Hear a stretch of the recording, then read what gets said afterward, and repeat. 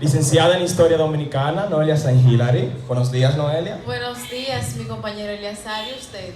Tranquilo, tranquilo, con la brisa navideña, ya con un frío. Yo no sé usted, pero estoy muy emocionada porque el día de hoy, mis queridos televidentes, tenemos la presencia de un gran historiador, maestro y muy conocido, ya que él sabe de todo, se puede decir. ¿Se puede decir que todo lo voy a saber? Un poco de todo, un poco. Un poco flojito en matemáticas y en los números, pero en historia hay que tener cuidado. Le pueden decir cualquier nombre y él le va a decir quién es, ¿verdad? Y el año en que nació. Bueno, con ustedes vamos a llamar al gran historiador y licenciado, el señor Basilio Cava, que...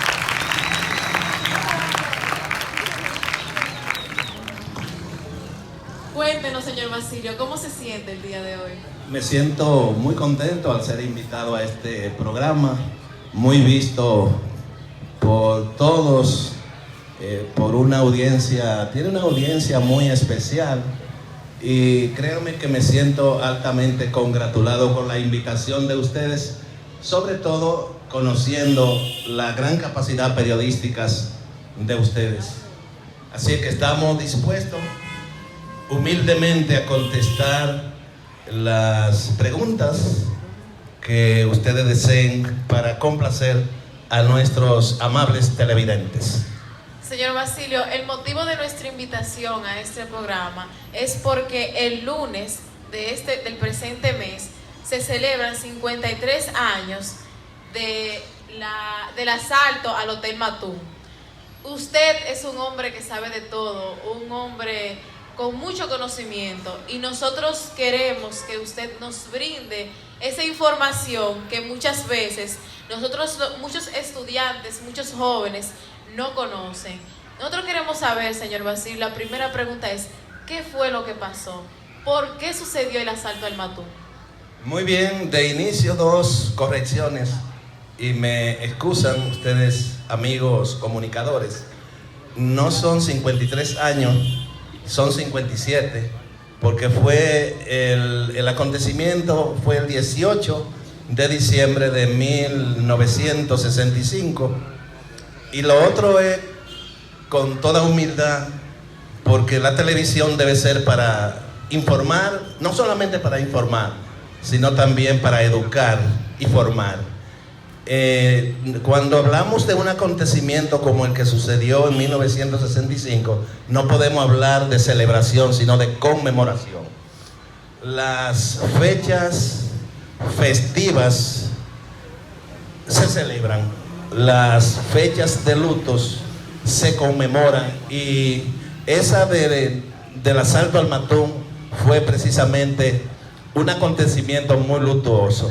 Rápidamente paso entonces, con mucho gusto, a dar respuesta a la inquietud de ustedes.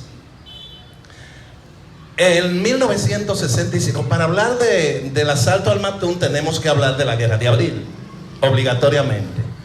El 24 de abril se inicia la Guerra de Abril, la famosa Guerra de Abril, donde se enfrentó el pueblo dominicano civil desde el 24 hasta el 28.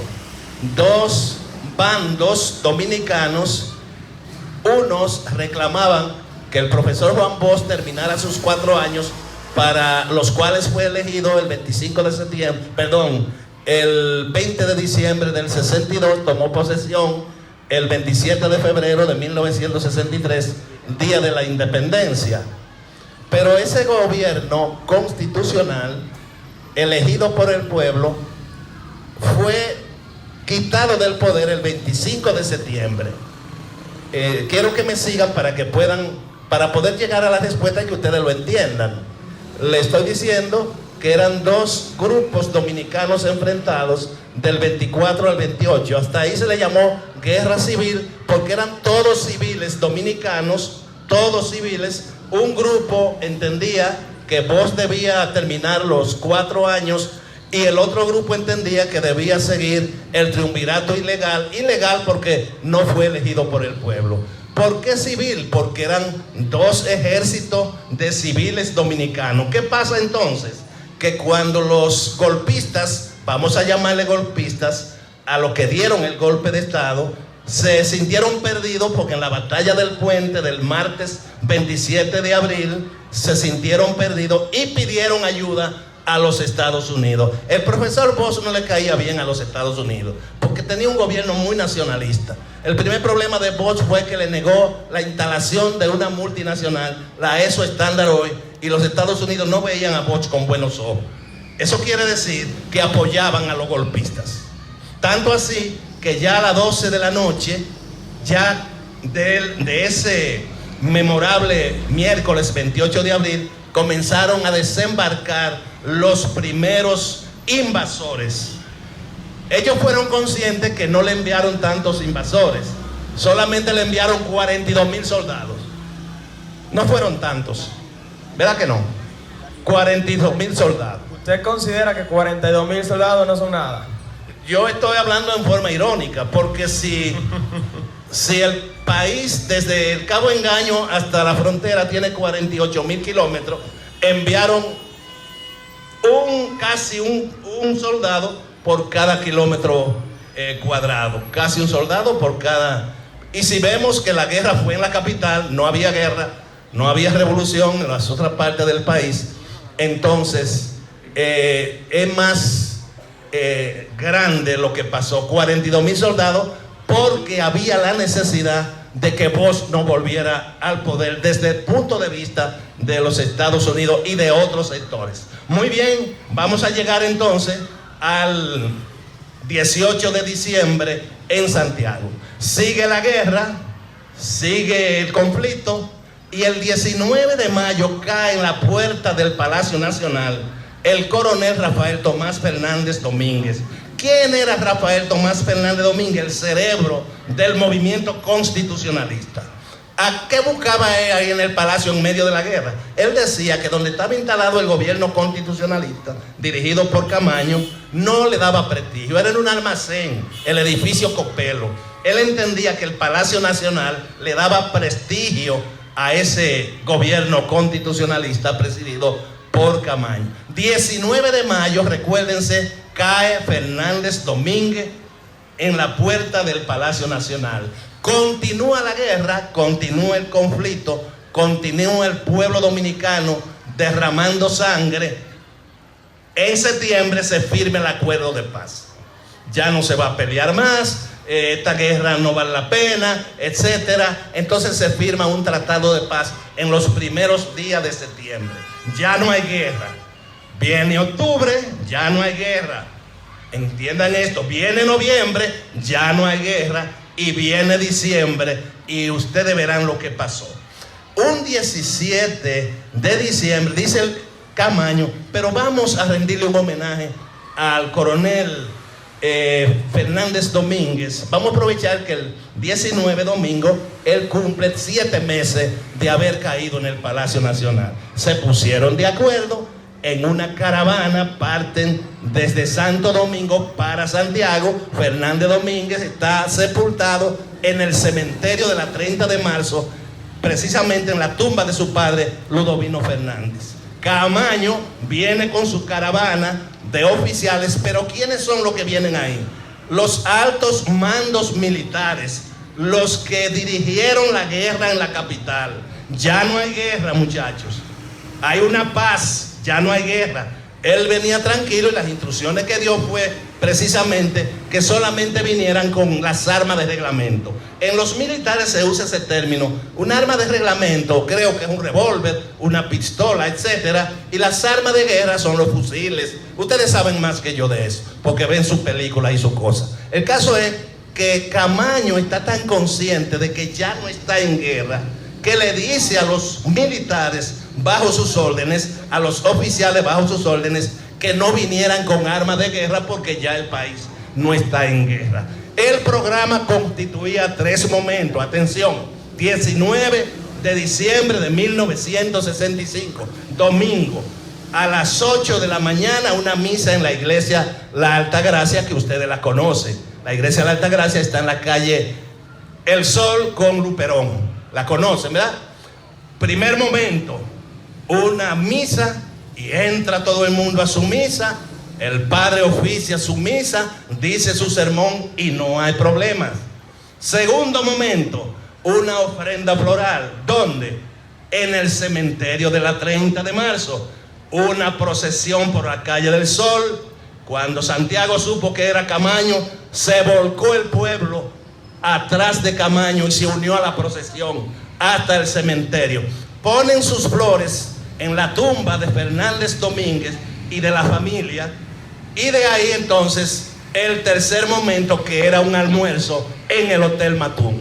Allá en el cementerio hubo unas escaramuzas, después le decimos qué quiere decir escaramuza, de unos disparos aislados que llegaron al cementerio como para avisar: ustedes se van a embromar hoy es nuestro día, porque están todos juntos aquí. Señor Basilio, una excelente exposición hasta el momento, pero creo que hay algunas preguntas que son de materia urgente. ¿Cómo no? Para que nuestros televidentes no se presten a confusión. Sí. Usted habló de que el pueblo se encontraba dividido en dos grupos, ¿cierto? Uno constitucionalista y uno golpista. Sí. ¿Quiénes presidían esos grupos? ¿Quiénes eran la cabeza de dichos movimientos? Bueno, buena pregunta, muy buena pregunta. Tenemos que decirle a nuestros amigos televidentes que en el grupo militar estaba dirigido por un oficial llamado Elías Wessing y Wessing, en los golpistas, del lado de los golpistas. Del lado de los militares constitucionalistas, primero estaba el coronel Hernando Ramírez, que lo trajimos aquí una vez. Ya estaba mayor, tenía una operación de corazón abierto, ya murió, lo trajimos aquí. Estaba Hernando Ramírez, pero se enfermó. Ahí fue que Camaño lo sustituyó.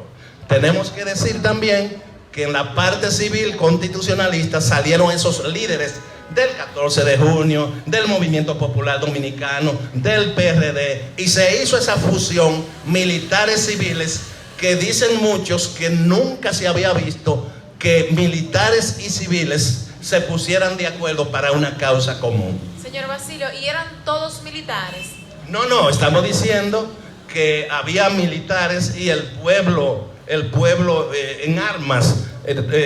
Si el partido que más sufrió con el golpe de Estado fue el PRD, porque Bosch era el presidente del PRD, tenemos que asumir o deducir que una gran cantidad de esos jóvenes estaba combatiendo a favor de su presidente Bosch. Pero ¿qué pasa? Que otros, sin ser del PRD, se unieron porque estaban unidos por la causa de la verdad. Si nosotros te elegimos para 4 años, es injusto que un grupito de oficiales diga que no, que va a gobernar un triunvirato. Ahí es que está la violación de la Constitución, porque el pueblo es soberano. Para que el televidente entienda, bueno, no quiero hacer esa comparación, pero para que lo entiendan mejor, el presidente Abinader fue elegido por 4 años.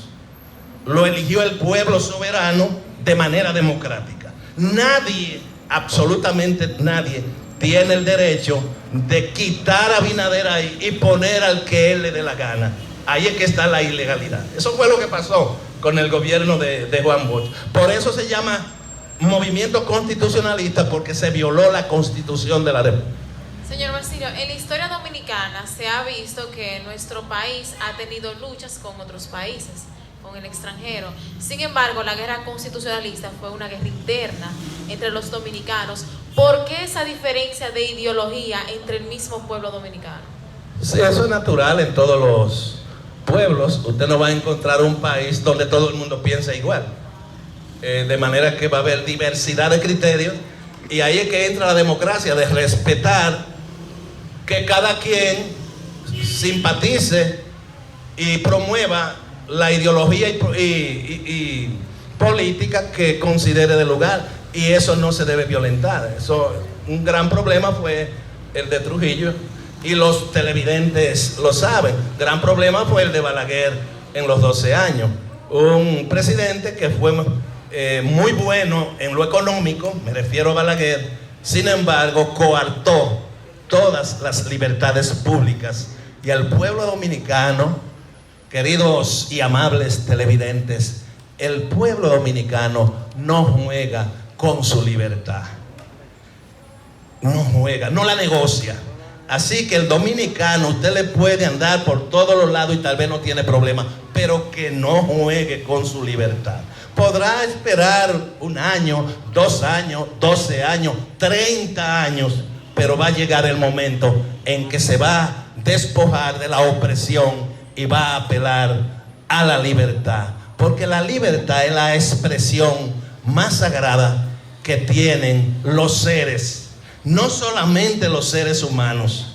No quiero yo que los televidentes encierren un ave o encierren un conejito y luego le abran la puerta para que ustedes, amigos oyentes y televidentes de este prestigioso programa, para que ustedes vean cómo esos animalitos salen como locos porque estaban encerrados. La libertad es el valor más excelso que tienen los seres en la tierra.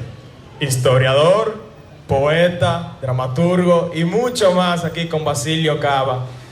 Señor Basilio Cava, volviendo a lo que ocurrió el 19 de diciembre, ocurrió la procesión de Santo Domingo hacia aquí, hacia Santiago, hacia el Hotel Matún. Los soldados, según usted, iban portando su arma reglamentaria, un fusil o una pistola básica, ¿cierto?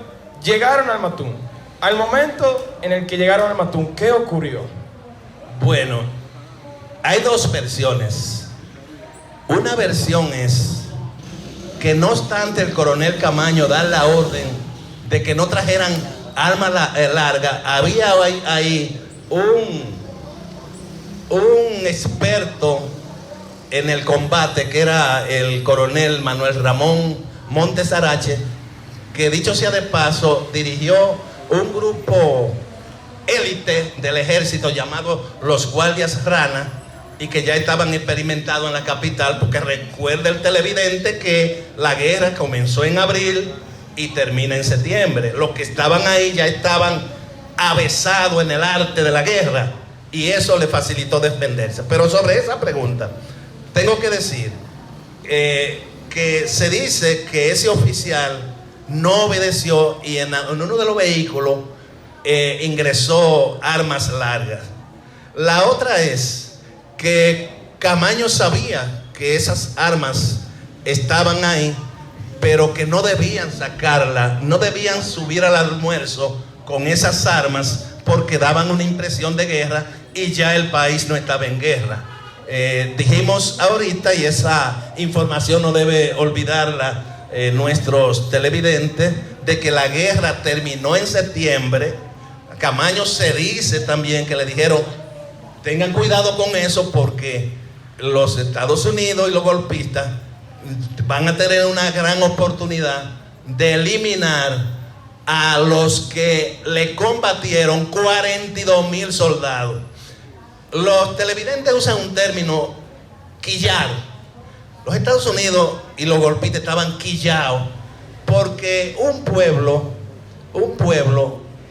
con armas viejas, con piedras, con palos, no quiero hablar en términos despectivos, en chancletas, descalzo, mujeres, viejos, niños, adolescentes. Esta muchachita de apellido Bazooka, la que manejaba la bazooka, no recuerdo el nombre, que anda por ahí en una película. Ese fue el pueblo que resistió 42,000 soldados. Me decía Claudio Camaño, esta es buena anécdota, me decía él que la guerra de Vietnam sirvió, o sea, la guerra de abril sirvió de referente para Vietnam. Los vietnamitas decían a los combatientes: ese país con 3 millones de habitantes, con una capital llamada Santo Domingo, con 2 o 3 ciudadanos, le combatieron 42,000 soldados. Nosotros que tenemos armas de guerra, armas finas, armas sofisticadas, podemos entonces avasallarlos en lo que petaña un mime. Señor Basilio, usted en varias ocasiones ha mencionado que ya no había guerra. ¿Por qué entonces, cómo sucede este asalto? ¿Se esperaban ellos que iba a ocurrir algo así, que todavía tenían enemigos? ¿por qué Camaño decide tomar ese riesgo de hacer esa actividad en el Matún? Bueno, yo pienso a nivel personal que el liderazgo de Fernández Domínguez, que aún muerto, 7 meses de muerto, y el valor de Camaño y de los que lo acompañaban, estaba por encima de cualquier temor, de cualquier miedo. Entonces, rendirle un homenaje a Fernández Domínguez en sus 7 meses de muerto, para ellos era grandioso. Y yo repito que el propósito, no lo digo yo, lo dicen otros, el propósito era tomar el Matún al asalto. Tomarlo al asalto era entrar y eliminarlos. Estaban todos ahí. Ahí estaba Monte Arache, ahí estaba Héctor La Chapeldía, ahí estaba Lora Fernández, ahí estaba Camaño, Hernando Ramírez. Estaban todos los que dirigieron la guerra en la capital. No iba a haber otra oportunidad más idónea que agarrarlo todo ahí. Es como que usted tenga unos insectos y están todos juntos. Es más fácil con un insecticida eliminarlo todos juntos que salir a buscarlo uno por uno. Estaban todos ahí. Pero entonces la resistencia de ellos, de los que estaban dentro, defendiéndose, eso fue extraordinario. Ahí frente al Matún quedaron tendidos centenares de soldados, lamentablemente dominicanos, porque tenían que defenderse. De la parte de los constitucionalistas dentro del Matún cayó Lora Fernández, que era primo de Fernández Domínguez, y su asistente, le decían Peñita, el asistente. Un pedazo de blog del Matún le cayó encima. Un camarero estaba ahí. Es bueno aprovechar esta oportunidad para decirle a ustedes que como nadie sabía que iba a suceder eso, ahí había huéspedes, niños, ancianos, lloraban, gritaban ante esta situación. Cañones, le disparaban con todo. Solamente faltó que le dispararan en un avión, porque el que recibió la instrucción se negó. Estaba la dotación militar aérea, estaba en la Bartolomé Colón, donde ahora está el cuartel de la policía, si mal no recuerdo. Y ya le habían dado instrucciones de que le colocaran bombas en las alas de los aviones y cogieran para el Matún a bombardearlo, porque el interés de eliminar los constitucionalistas estaba por encima de los huéspedes que estaban ahí. Hasta una compañera de trabajo mío, cuando yo me inicié, se casó el 18 en San Francisco Macorís y vinieron a su luna de miel ahí y le agarró. Ella me dijo que quería venir aquí a hablarle a ustedes de esa experiencia, de lo que vio ahí y del susto que pasó ahí, porque había huéspedes. Los huéspedes son los clientes que estaban alojados ahí. Me informaron que el interés de Camaño era cuidar los civiles, mientras los otros se defendían de que los soldados no entraran al hotel porque los iban a eliminar. Hay una duda en todo eso, señor Basilio. Usted habló que habían armas de largo alcance, armas largas, pero que estas se encontraban en un vehículo. ¿En qué momento, si estaban bajo un fuego enemigo, lograron conseguir esas armas? Muy bien, muy bien. La Iglesia Católica tiene mucha influencia. Pidió un cese de fuego a las 12. El asalto al Matún comenzó a las 9. Atención con este dato. Comenzó a las 9 el asalto al Matún. Disparos de ambos lados, los que lo estaban atacando más los que se estaban defendiendo dentro del hotel. Entonces a las 12 del mediodía, una comisión de sacerdotes, incluyendo Polanco Brito, estaba ahí, ese gran prelado dominicano estaba ahí, pidió un cese al fuego para ver si podía negociar. Ahí fue, en el cese, medio agachado, yo no sé mucho de guerra, medio agachado, y subió con ese paquete de fusiles y entró al Matún. Ya no, en el cese de fuego, en la guerra, hay una serie de acuerdos para que no se dispare, y en ese recesito subieron las armas. Subieron las armas. Había un tanque de guerra emplazado en el frente del Matún. Es bueno hacer, amigos periodistas, porque hay que recrear la historia en el ambiente. yo oriento por este medio televisivo a los profesores de sociales que contextualicen el ambiente para que los alumnos puedan entender. Porque si yo les hablo del Matún, tal vez creen que ese ambiente es el de esa vez. 57 años atrás, ahí no estaba el Gran Teatro del Cibao. El Colegio Corazón de Jesús, que fue fundado en el año 32, si mal no recuerdo, sí estaba ahí. Pero eso era una explanada huérfana de edificios. Allá estaba, allá arriba, el monumento, porque el monumento fue construido en 1844, se comenzó a construir el monumento. Y fueron tan bárbaros que arriba emplazaron una ametralladora y desde allá disparaban los atacantes desde el monumento. 40 metros creo que hay de distancia del Matún al monumento. No había, se hacían blancos fáciles porque no había edificio por ahí. No había nada que obstaculizara las balas mortales que vomitaban esas armas interventoras, golpistas. Señor Basilio, luego de que sucede el asalto al Matún, caen grandes como Lora Fernández, que eran parte de las cabezas del movimiento constitucionalista. ¿Qué sucede después? ¿Qué trajo consigo este hecho, este acontecimiento? Ustedes hacen preguntas puntuales. Muy bien. ¿Qué sucede? Mire, con Juan María Lora Fernández, que fue uno de el único oficial que cayó, a mí me apena y me conmueve que cuando él regresó junto a sus compañeros desde el cementerio, me lo confirmó un hijo. Estoy dando un testimonio. Él, su padre, Lora Fernández, dijo: yo regreso ahorita para integrarme al almuerzo porque tengo que ver a mi hija en La Vega.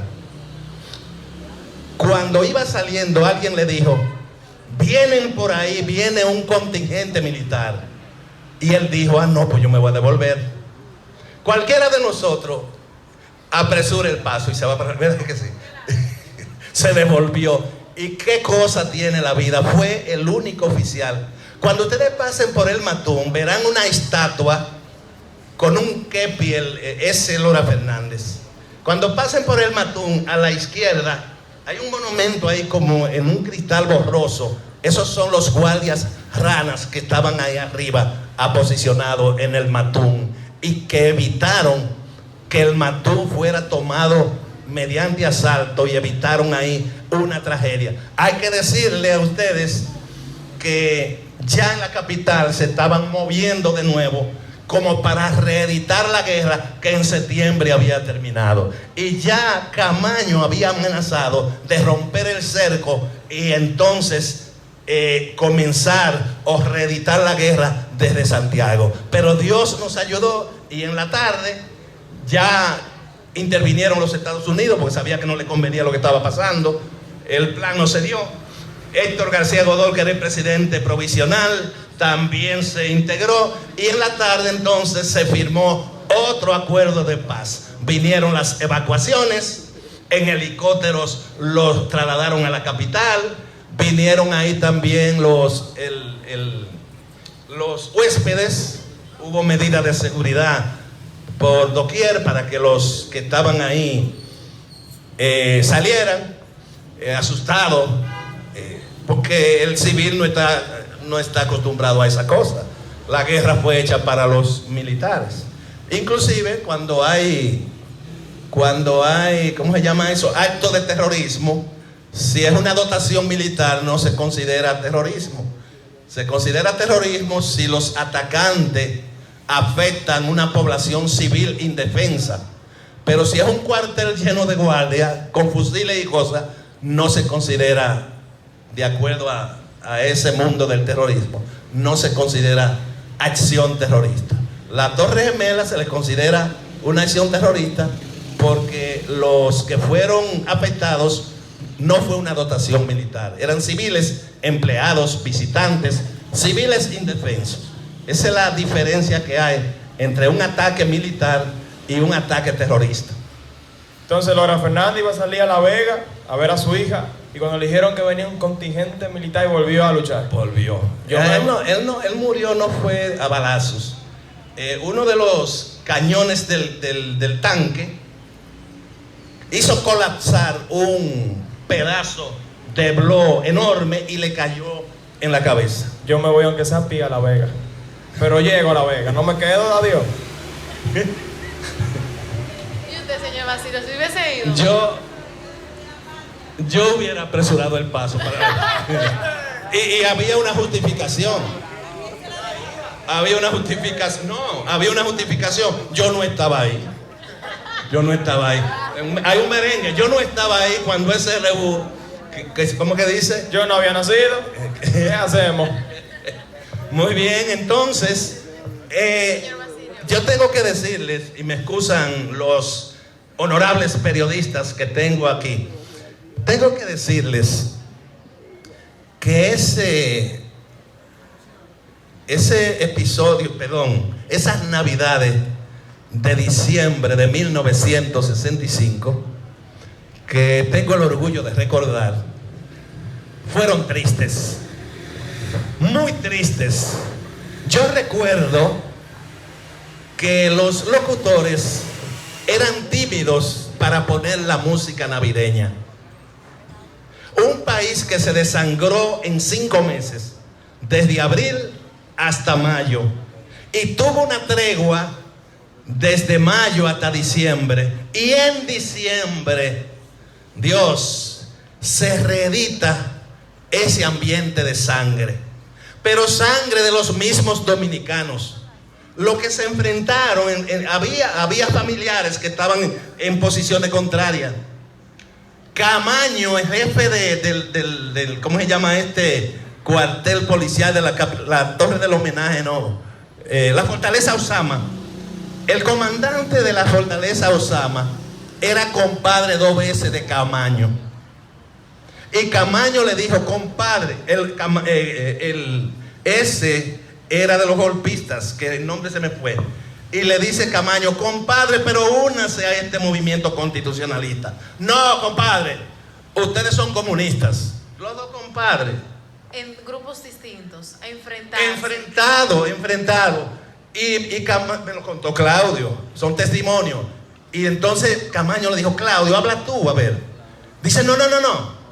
Entonces le dice Camaño, pónmelo otra vez. No, compadre, entonces lo vamos a atacar, vamos para allá. Venga, compadrito, que lo esperamos. Esa fue la guerra de abril. Hermanos enfrentados, compadres enfrentados, dominicanos enfrentados. Hay que decir también que participaron extranjeros. Este poeta haitiano, Jacques Biot, poeta haitiano que murió combatiendo, Jacques Biot. El italiano, se me fue ahora, Ilio Capozzi, André Rivière, francés. Había en ese movimiento constitucionalista haitianos, venezolanos, franceses, italianos. No se puede comparar ese movimiento. Fue una epopeya. A los muchachos de quinto que teníamos ese tema, la epopeya, hicimos ayer el paralelo. ¿Recuerdan, muchachos? Adiós, pues ya, ahora no soy yo invitado. yo dañé el teatro.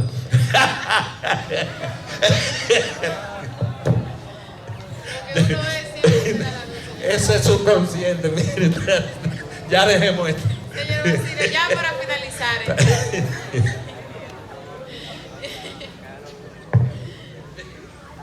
Vamos. Ya para finalizar entonces, diciembre, un mes fúnebre para el pueblo dominicano. Sí, muy fúnebre. Sus espejos sociales habían caído, porque estamos hablando de que el movimiento constitucionalista representaba la mayor parte del pueblo dominicano. Es cierto que era una guerra entre 2 grupos distintos, pero siempre hay un correcto, y por eso era que abogaba el pueblo dominicano. ¿Cuál fue el impacto, la importancia que los jóvenes de hoy en día y los ciudadanos dominicanos deben de saber sobre este gran acontecimiento? Muy bien. Ustedes hacen preguntas de grandes ligas. En esa guerra, un grupo tenía la verdad, pero el otro grupo entendía que también tenía la verdad. Los constitucionalistas tenían el pueblo a favor y luchaban y se morían por el amor patrio. Los del otro lado, que no tenían el pueblo a su favor, sino militares asalariados, luchaban para cuidar su sueldo o para rendirle obediencia a su jefe. Hay una diferencia muy grande. Hay una diferencia muy grande cuando usted pelea por su patria y tiene en su corazón el heroísmo patriótico y muere por su patria y le sirve de orgullo a su patria, que el otro grupo que está ahí porque le rinde obediencia y respeto al jefe que lo manda. En el puente Duarte, cuando venía esa caravana de tanques de guerra desde San Isidro para aplastar la zona constitucionalista, los jóvenes constitucionalistas, los muchachos fabricaban bomba molotov. Ilio Capozzi era un veterano de la Segunda Guerra Mundial. Ilio Capozzi le dijo: búsquenme muchachos para que me fabriquen bomba molotov. Y con esa bomba molotov inactivaban los tanques. Los tanques tienen el pescuezo muy duro, nada más para adelante. Y eso me lo dijo Claudio Camaño, que le tenía terror a los tanques. Ilio Capozzi se reía de Claudio. Claudio, ese es el arma más inútil. Tenle más miedo a un revólver, que el que te está disparando se voltea rápido por todos los lados. Y el tanque de guerra vale, decía Claudio, los tanques de esa época, yo no sé los de ahora. Entonces, sí, hay que investigarlo. Entonces, haciendo hincapié en esa respuesta, esa fue la situación.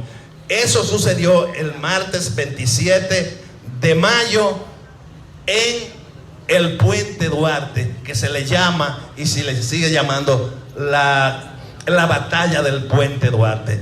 El amigo Wessing tuvo que devolverse con sus tanques para San Isidro.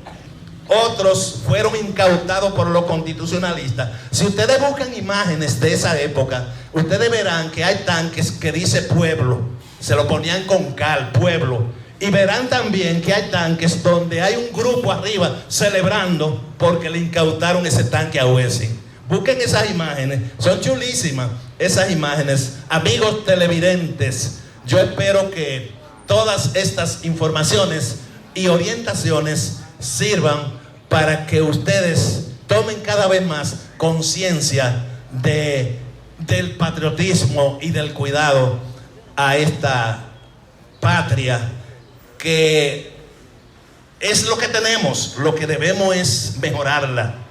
Lo que debemos es mejorarla. A mí me han preguntado, me han dicho, han cuestionado el hombre de aquella época y el de ahora, que el de ahora de que sirve para pocas cosas. Esos eran valientes, dicen. ¿De antes o de ahora? De los dos, de los dos. Entonces, yo sé que soy de ahora. Que los de antes eran guapos, los de ahora son lo que ustedes dicen.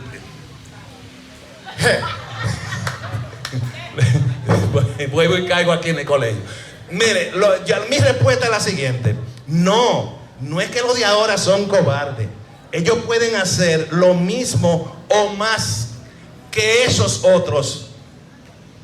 La única diferencia es que ya usted no tiene que hacerlo, porque esos otros le resolvieron los problemas por los cuales ellos estaban en guerra y por los cuales muchos de ellos murieron. Por eso son más grandes. Por eso son más grandes, porque le limpiaron el camino a estas generaciones, y ya nosotros no tenemos que salir a la calle con un fusil al ristre, no tenemos que salir a la calle a pelear, porque esos adalides nos ayudaron y limpiaron el camino para tener una patria mejor. Bueno, creo que el programa de hoy ya ha llegado a su fin. Aquí agradeciendo al licenciado Basilio Cava Ramos.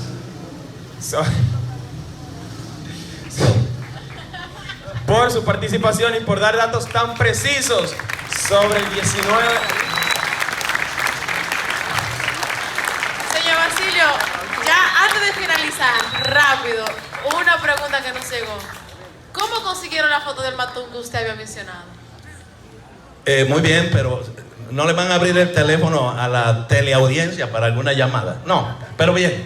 Entonces, hay una galería de fotos. Esa pregunta, atiendan por favor. Esa galería de fotos que está en el matún.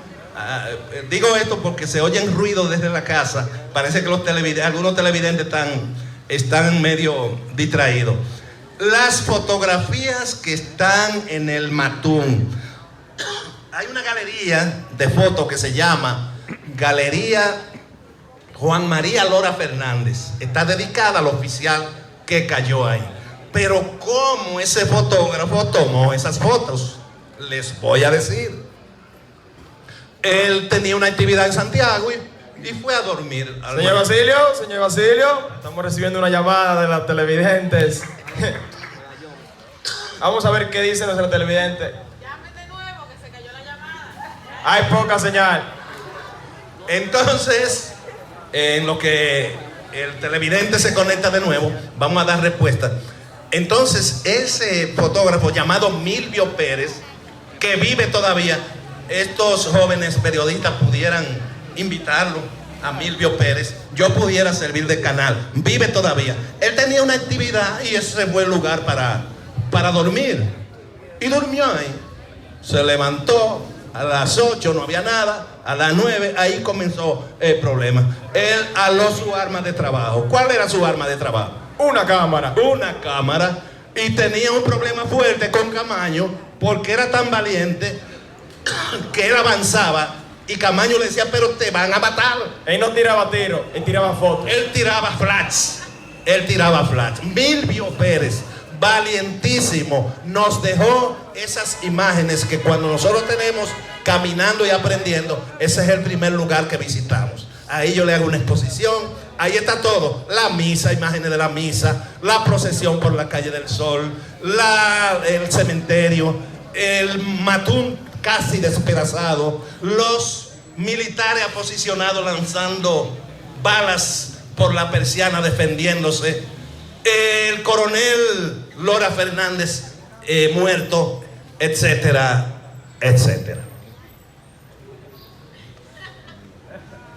Los teléfonos están abiertos. Lo que pasa es que los televidentes tienen miedo porque saben que si les preguntan algo, ay Dios, qué hombre, tenemos aquí a Manuel Noesí en los celulares. Cuéntenos, señor Manuel, ¿cuál es su inquietud? No le habla a Manuel Noesí, le habla a Verde Sexto. La pregunta que yo le tengo al señor Basilio es que si mañana se armara una guerra en la República Dominicana, él saldría a defender el país.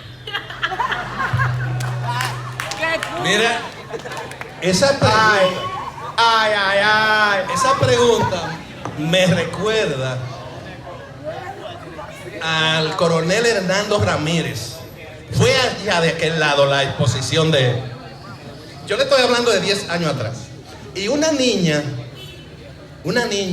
no creo que pasara de quinto o sexto curso, levantó las manos para una pregunta y dice, démele chance a esa niñita. Coronel Hernando, sabemos que ya usted tiene cierta edad y sabemos que tiene problemas de salud. Si se presenta una situación igual, ¿usted participaría? Yo recuerdo que la respuesta él se la dio con la niñita callada. Dijo que sí. Eso es Hernando Ramírez, pero yo no tengo experiencia. La guerra mía es la guerra del libro, de la educación, de la formación. Pero quién sabe, la vida es circunstancial. Y como amo tanto esta patria, ¿quién quita que sea capaz de coger un fusil y dispararlo? Esperemos en Dios que ese no sea el caso y que no ocurra en mucho tiempo. Sí. No, que no ocurra nunca. Otro televidente está llamando aquí, vamos a ver qué quiere decir. Buenos días. Muy bueno el programa. Una pregunta, licenciado Basilio. Si usted tuviera que darle un reconocimiento al grupo constitucionalista, ¿a quién usted lo daría? a Rafael Tomás Fernández Domínguez. Es el cerebro del movimiento constitucionalista, es el cerebro de la constitucionalidad. Él sabía que le iban a dar el golpe de Estado y le dijo: señor presidente, mire la lista de los que le van a dar el golpe de Estado. Solamente me falta su autorización para yo actuar. Y Bosch le contesta que en un gobierno democrático no se persigue a nadie. Eso fue ya en los días previos al golpe de Estado, ya era inminente. Pero en la misma toma de posesión que Rómulo Betancourt estaba, Rómulo Betancourt se rió cuando Bosch le dijo que iba a gobernar con los mismos militares que estaban en el triunvirato, y no quitó a nadie. Los que le dieron el golpe de Estado, él no quitó a nadie. El de la Marina estaba ahí, Rick Santamaría, estaba ahí el de la policía, Belisario Peguero, estaba ahí, que murió en la semana pasada, estaba ahí Atila Pérez de la aviación, con todos los que estaban imagínense ustedes, porque lo primero que debía hacer era cambiar ese tren militar y policial. Tenía gente como Camaño, tenía gente como Fernández Domínguez, jóvenes, con espíritu patriótico, jóvenes. Dice Fernández Domínguez una vez: vamos a darle al pueblo los militares jóvenes, los que los militares viejos le quitaron. Eso es una exaltación a la juventud. Lo dijo Fernández Domínguez, que era jovencito, no llegaba a 30 años. Lo sacaron del país y vino luego a pelear. Vino el 14 de mayo del 65 y ya el 19 de mayo había caído con el pecho hacia el cielo Rafael Tomás Fernández Domínguez. Dijo una vez: hay que eliminar ese rango de coronel, porque ese rango no le ha caído muy bien a la República Dominicana. Parece, bueno, no quiero seguir hablando de eso porque pueden cerrarle el programa a ustedes. Bueno, ya llegando ya al fin del programa, agradeciendo a los televidentes por haber participado en tan emocionante entrevista, al licenciado Basilio Cava por haber dado tan puntuales informaciones sobre el 19 de marzo. Un fuerte aplauso y gracias a nuestros televidentes por sintonizar nuestro programa La Tribuna Constitucionalista. Una información: todos los 19 de diciembre, frente al Matún, hay un acto. Cuidado.